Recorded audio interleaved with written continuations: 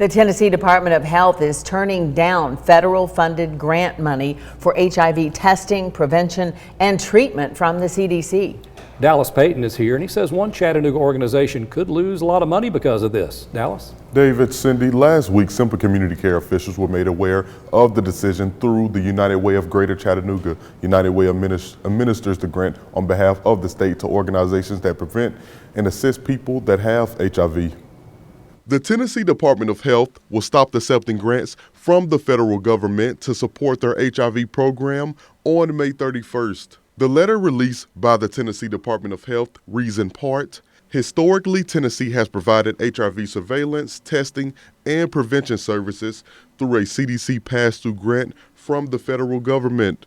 These arrangements were made under prior administrations, and this administration is examining areas where it can decrease its reliance on federal funding and assume increased independence. Simple Community Care CEO Shannon Berger Stevenson says the organization was blindsided by the State Department of Health decision.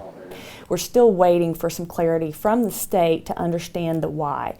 I would like to presume that maybe this is an unintended consequence of reconsideration on these grants, that maybe they didn't recognize how we would be impacted as well as some of our other community partners across the state.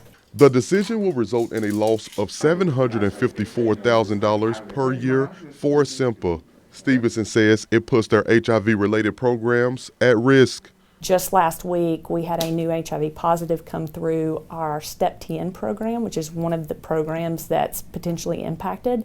So if we're going to keep fighting HIV spread, we need these programs to continue. On top of the at-risk programs, this shakes up the staffing situation as well. We have 14 staff that are in one way or another funded through some of these programs. We have been very forthcoming with our staff and letting them know that we're getting down to the bottom of it to figure out why. We don't want them to be scared about losing their jobs. We're going to fight this.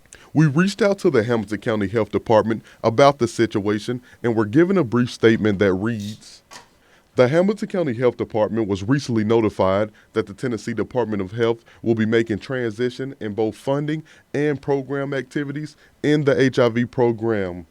We do not have any specifics on what that means for ourselves or our community partners and await further information from the Tennessee Department of Health.